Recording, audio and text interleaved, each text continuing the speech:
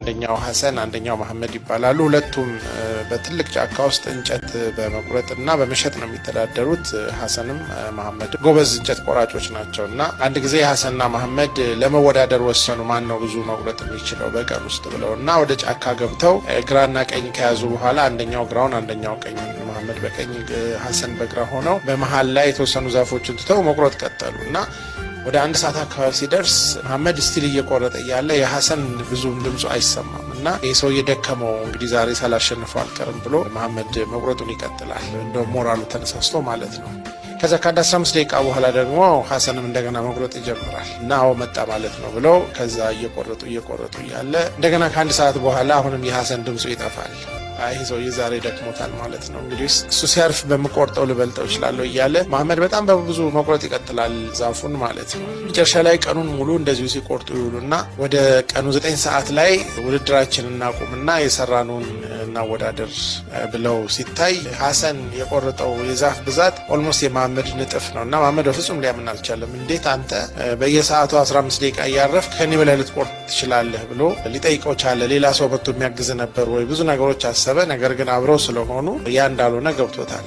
ከዛ ቁጭ ብለው ከቤታቸው ይዘው የመጡትን ምግብ ቀላቅለው አብረው እየበሉ ሚስጥሩ የወለ አንድ ነው፣ ሁልጊዜም እነግርሃለሁ፣ አንተ ግን አትሰማኝም።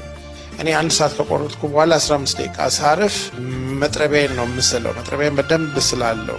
ከዛም በተጨማሪ ደግሞ የኔ ራሴን ጉልበት አድሳለሁ፣ ውሃ ጠጣለሁ፣ የቆረጥኩትን ነገር እንዴት እንደቆረጥኩት አያለሁ፣ በየት በኩል ቢሄድ የተሻለ እንደሚሆን አስባለሁ። አንተ ግን ያው ቀኑን ሙሉ ያለ ረፍት ነው ስትቆርጥ ያልከው እና የቀደምኩ በዚህ ምክንያት ነው ይለዋል። እና አሁንም ለማመን ቢቸግረውም በዛ ጉዳይ እንደሆነ የግድ ሌላ ምክንያት ስለሌለ ለማመን ይገደዳል። ከፈለክ ና ብሎ ተነስተው አንድ ትልቅ ዛፍ ሁለቱም እኩል ዛፍ መረጡና እሺ ይህንን ዛፍ እኔ የተሳለ መጥረቢያ ነው ያለኝ፣ አንተ ቀኑን ሙሉ ስትፈልጥበት የዋልከው ነው እና እስኪ እንቁረጥ ብሎ ሲል እንደተባለውም የሐሰን መጥረቢያ በጣም የተሳለ ስለነበረ ያኛው ሳያጋምስ ሙሉ ዛፉን ቆርጦ ጣለው። ከዛ በኋላ መሐመድም በነገሩ አምኖ ያው ተረታ ማለት ነው። እንግዲህ በህይወታችንም ሁላችንም ከጠዋት ከቤት ስንወጣ ጀምሮ የህይወትን መጥረቢያ ይዘን ነው የምንወጣው። የምንሰራው ስራ ምንም ይሁን የቢሮም ስራ ይሁን የመስክ ስራ የንግድ ስራ ይሁን የመንግስት ስራ ያው ያንን የምንሰራውን ስራ ቆርጠን ፈልጠን የምናስቀምጥበት ሙያ አለን፣ ችሎታ አለን፣ እንደገና እኛ ማንነታችን አለ እና አንዳንድ ጊዜ ብዙ ሰዎች መጥረቢያቸውን ለመሳል ራሳቸውን ለማሳረፍ ጊዜ አይወስዱ። ከዚህ የተነሳ ብዙ ጊዜ በዶሎዶመ መጥረቢያ ስለሆነ የሚቆርጡት ሙሉ ቀን ቢደክሙም የድካማቸው ፍሬ ግን አነስተኛ ነው የሚሆነው። እኛ ስንፈጠር ሰዎች በአጠቃላይ ራሳችንም እንደ መጥረቢያ ማየት አለብን። ልንቆርጥ ብቻ ሳይሆን ደግሞ ልንሳል ያስፈልገናል።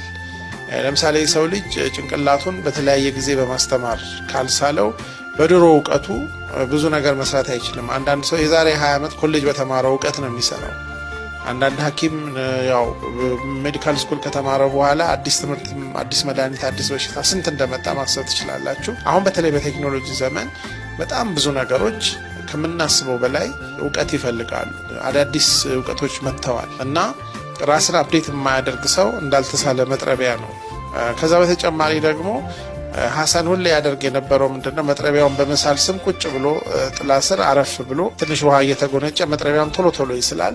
ሰውነቱ ደግሞ ይታደሳል ማለት ነው። ብዙ ጊዜ ሰዎች እረፍት ሲወጡ ከስራ በላይ ነው የሚደክመው ወደ ስራ የሚመለሱት። እረፍት በምንወጣበት ጊዜ አይምሯችንን፣ ማንነታችንን፣ ህይወታችንን የምንስልበት ጊዜ ነው እንጂ የስራ ፈትነት ወይም ሌላ ስራ የምንሰራበት ጊዜም አይደለም።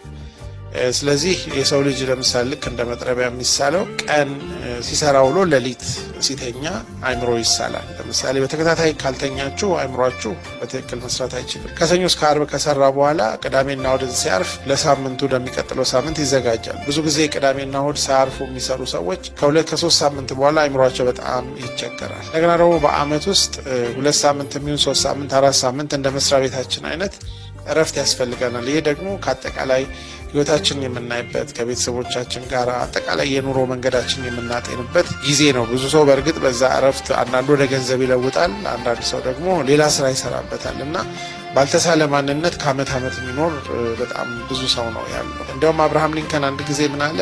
እኔ ጫካ ውስጥ ገብተህ ዛፍ ቁረጥ ብትሉኝ 4 ሰዓት የምጠቀመው መጥረቢያውን ለመሳል ነው፣ 2 ሰዓቱ ይበቃኛል ዛፉን ለመቁረጥ አለ። እና ብዙ ጊዜ ይሄ ከባድ ነው። አንድ ጊዜ ዴል ካርኒጌ የሚባል የመጀመሪያው እጅግ ብዙ ሚሊዮነር የሆነ የአሜሪካዊ ሰው ቀጥሮ የሚያሰራቸው የሚያስቡለት ሰዎች ነበሩ ይባላል እና ቢሮአቸው ውስጥ ያለው ነጭ ወረቀትና እርሳስ ነው እና አንዳንድ ጊዜ ስራውን የሚሰሩ ሰዎች በእነሱ ያማርሩ ነበር፣ እነዚህ ቁጭ ብለው የሚበሉ በማለት ማለት ነው።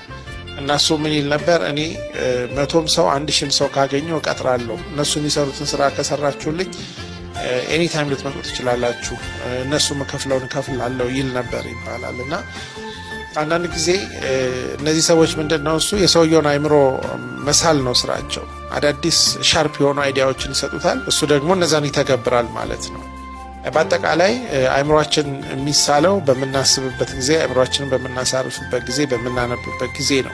ሰውነታችን ደግሞ የሚሳለው በምናሳርፍበት ጊዜ። የጉልበት ስራ የሚሰራ ሰው የአይምሮ ነገር በማድረግ ሲያርፍ፣ የአይምሮ ስራ የሚሰራ ደግሞ የጉልበት የሚጠይቁ ረፍት አክቲቪቲዎችን እንደ ስፖርት አይነት በመስራት ነው የሚታደሰው። ስለዚህ መጥረቢያው ብቻ ሳይሆን ቆራጩ መታደስ አለበት እና ሁል ጊዜ በምንሰራበት ጊዜ አንደኛ የምንሰራባቸው መገልገያዎች ሲስተም ሊሆን ይችላል፣ ሶፍትዌር ሊሆን ይችላል፣ ሌሎች ሙያዎች የምንሰራ እቃዎቻችንን ሁልጊዜ ዝግጁና ንቁ አድርገን የታደሱ ማድረግ አለብን። ሁለተኛ ግን መስሪያው ብቻ ሳይሆን ሰራተኛውም ደግሞ መታደስ አለበት። ስለዚህ ይሄን ሀሳብ ነው ዛሬ የምተውላችሁ። ስንቶቻችን የምንሰራባቸውን ነገሮች፣ ቱሎች፣ እውቀቶቻችንን፣ ክህሎቶቻችንን እናድሳለን፣ እንስላለን። በተጨማሪም ደግሞ ስንቶቻችን ራሳችንን ልክ ለመጥረቢያው በማሰብ እንስላለን። ይሄ በጣም አስፈላጊ ነገር ይመስለኛል። እንግዲህ መሳል ማለት ቁጭ ማድረግ አይደለም። አሁን ምሳሌ መጥረቢያውንም ቁጭ አድርጎ እሱም ቁጭ ቢል ተመልሶ ሲቆርጥ ምንም ጥቅም የለውም፣ ጊዜ ማባከን ነው የሚባለው እና እረፍት ማለት ምንም አለማድረግ ሳይሆን በስራ ጊዜ ያላረግናቸውን ነገሮች ወይም ደግሞ ስራችን ያጎደለብንን ነገር የምናሟላበት፣ ህይወታችንን ሚዛን ፈልገን የምናገኝበት ጊዜ ነው።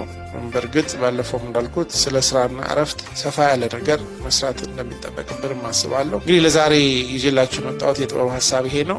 ነገ ደግሞ ሌላ ሀሳብ ይዤላችሁ እመጣለሁ። እስከዛው በሰላም ቆዩ።